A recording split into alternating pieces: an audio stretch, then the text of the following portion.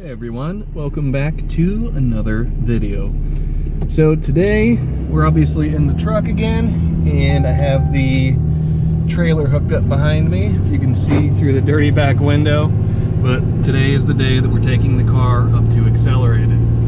So already had one small casualty in doing this. You can see my index finger here. Did a pretty nice little smash job on it and just had to stop at Tractor Supply to grab a little drill bit to drill through the nail to relieve a little bit of pressure underneath of it. But finger's feeling a little bit better now. It's just oozing a little bit of blood out, but I won't show you guys any more of that. It's a little bit gross and not the best way to start the video off. But we are on the road now. Still have a bit of a drive left in front of us, but at least we have the car loaded and we are rolling down the road. So probably do a little time lapse of some of the bits of the drive, and I will see you guys once we get up to accelerated.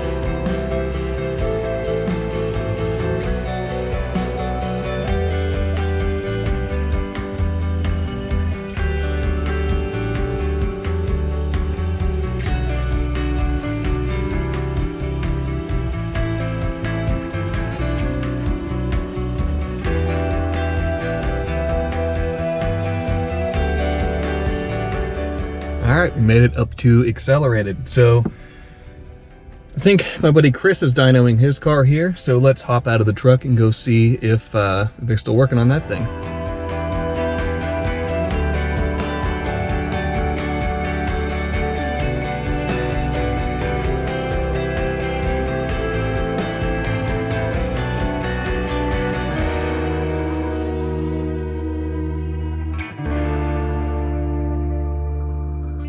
Well, I walked into a puddle of ethanol on the ground, so evidently Chris's fuel pressure regulator is not playing nice right now. You're not around this every day? Say what? This is every day. This is how this shit is. What do you say, Chris? Cars, man. Yeah, cars. So. You don't want to know what I think. No, I don't. I don't think it would be good to put on YouTube. The best part is, we ran the car last week. Yeah. No problems. We knew that the spark plug pliers weren't great. Yeah, I mean, new wires. No, you found the new path of ground. I mean, the plug wire to the catch can line. That's part of it. But, so I said, oh, the wires are not great, so let's get new wires.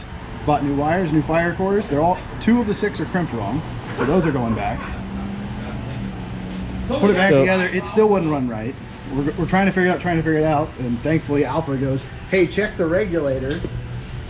See if you have a leak there.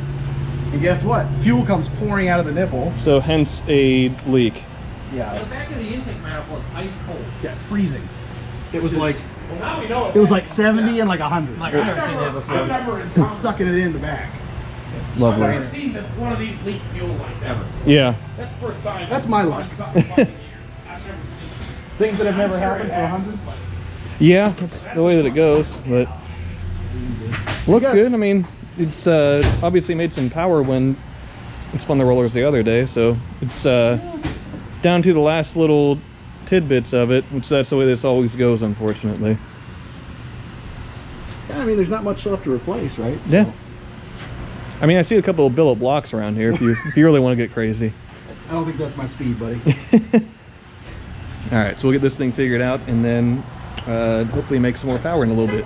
They managed to find another fuel pressure regulator for Chris's car, so they are about to start setting the base fuel pressure on it, and then it can get back to spinning the rollers. So in a few minutes we'll be able to hear some wonderful 2JZ noises.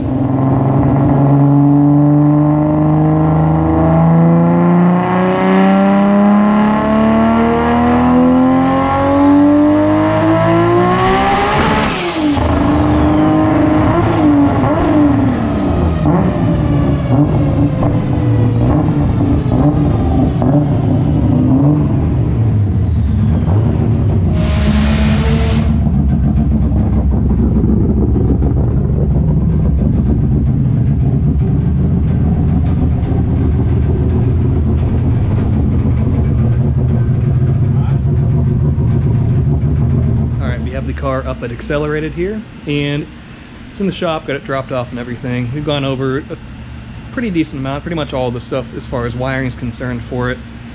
And I think Russ has a pretty good game plan of how he's going to attack this this portion of the project. So there she is in not my shop for once, which is a little bit odd. We have a nice little MR2 here, K-swap car. It's pretty neat. But Jeff, that was a K-swap. No. Yeah. Well, it will remain a mystery since the... Turns out it's a Toyota. Not a 3S in this thing. You sure?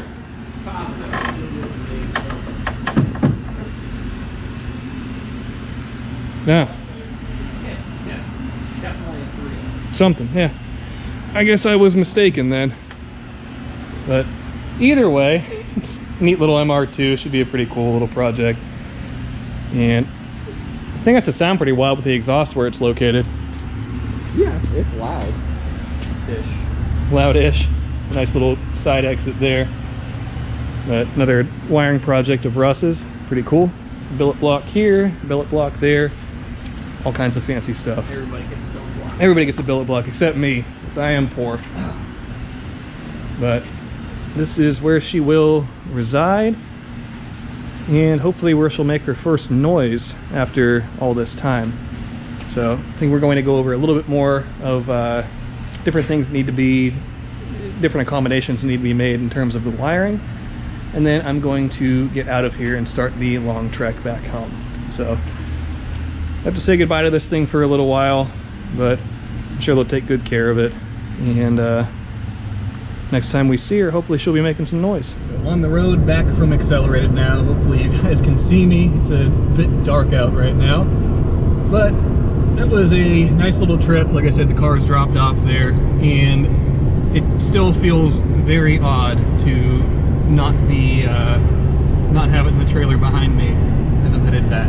But I know it's in good hands. I know those guys will knock it out of the park with getting it wired and up and running and all of that. There's still a bit of work that I'll have to do on trips that I make up to Toledo to get some of the hard part stuff buttoned up, but those are bridges that we'll cross at a later point in time. So I'm going to go ahead and get back to driving now, and we'll reconvene later to do something else for the remainder of this video, as I'm pretty sure the footage that I have is pretty short right now. But one additional note before I sign off right now, we did get to see my buddy Chris's car, Dyno. That was pretty cool. They were having some fuel pressure issues with the car, where they got one good pull in. I think it made 950 wheel. You guys saw that as we were sitting there filming some of the dyno session, but it ended up being a bit anticlimactic at the end. But fuel pressure issue, thankfully Pro EFI's fuel pressure safety was able to shut the car down before it would have caused any damage to occur. But that's something that Chris should be able to get sorted out pretty easily, hopefully, and we'll get that car the rest of the way tuned and up and running the way that it should. So with that being said, now I'm going to go ahead and sign off, and I will see you guys in a little bit, or I guess in the next segment of this video. And we are back a few days after I went and dropped the Supra off to get wired. And it looks really weird here, not having the car in its position. But we do have at least a 2JZ manifold where the Supra was. This is just one of my billet collector Gen R manifolds, 2JZ GTE that is. And it's just sitting here cooling off. And you can see the nice billet collector there and all that. It's a 304 stainless piece, really nice. And I'll be building a downpipe with recirculated wastegates for it in the next few days. But today we are going to begin a very interesting project, the one that I'm actually pretty excited for, and that is right here. You may have seen it in the background of some of the latest videos, but this is the manifold actually off of the Boost in Performance Red Demon version 2 or 2.0. And if you guys aren't familiar with that car, it is a 2G DSM that is a bottom sevens car, like a 7.0 car. I think it's trapped 210, 215 in the quarter, something along those lines. The point I'm getting at is it's extraordinarily fast, and Devin from Booston contacted me to build him a new manifold that keeps the same flange positions, turbine flange, head flange, and wastegate flanges, but I have artistic liberty over the rest of it. So you can see that I obviously have the fixture created for it, and we're going to go ahead and begin crafting the new manifold today. So as with every exhaust manifold, or at least every one that I build here, I start with the merge collector. So I'll put the old manifold up on the bench, do some dimensioning to figure out the sizes of things and the angles and so on and so forth, where the collector can be located, how it can fit, and from there I can put my collector cutting fixture that is, in the bandsaw and cut the 4 pieces that the collector will be comprised of. So let me go ahead, throw this up on the bench, start taking a few measurements, and we can go from there.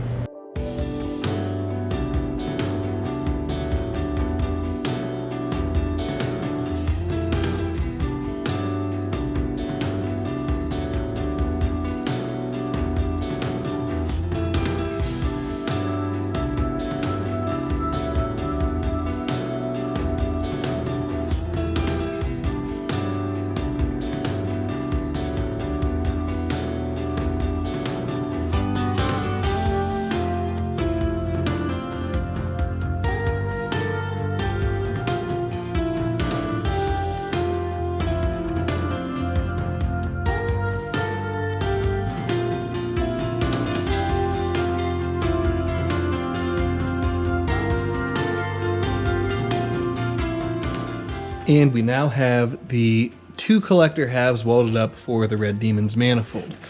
So here's what we ended up with. See if GoPro will focus enough. Came out pretty nice. And these collector halves are made out of Schedule 10 321 stainless, whereas the rest of the manifold will be constructed from Schedule 5 321. So the reason I upped the thickness of the collector a little bit, or I guess it's 2 reasons. Reason 1 is I wanted a little bit more wall thickness on the merge collector, as this is the single most stressed, most heated, it's the part that sees the most austere conditions and that sees the most abuse out of the rest of the manifold. So I wanted that to be as bomb-proof as I could make it without going overboard and going to Schedule 40. The second reason, I guess it kind of correlates or kind of goes along with the first reason, is anti-lag. So if you've ever seen the Red Demon make a pass, the anti-lag is very, very aggressive on that car. And what anti-lag is, you are playing with ignition timing to create backfires in the exhaust manifold, and those pulses in that gas pressure will work to spool your turbo up. It's obviously a layman explanation of it, but that's the general gist of it. So with the collector again being the hottest, most stressed portion and needing to contain those blasts, I wanted to increase the thickness and again just kind of cover my butt a little bit, and hopefully that will prove fruitful in keeping this manifold together. So like I said, this is Schedule 10 321, and the rest of the manifold will be constructed out of these elbows, which these are Schedule 5 321. As you can see, Schedule 5 321 by their notations on this piece of pipe. So the wall thickness ends up being a little bit thinner than that of 304 stainless. Not 304 stainless, and that of Schedule 10 rather. And that will work to keep the weight of the manifold down a little bit without sacrificing really any strength or longevity, being that we are going to a more noble alloy. So hopefully that makes a little bit of sense, and really looking forward to putting this manifold together.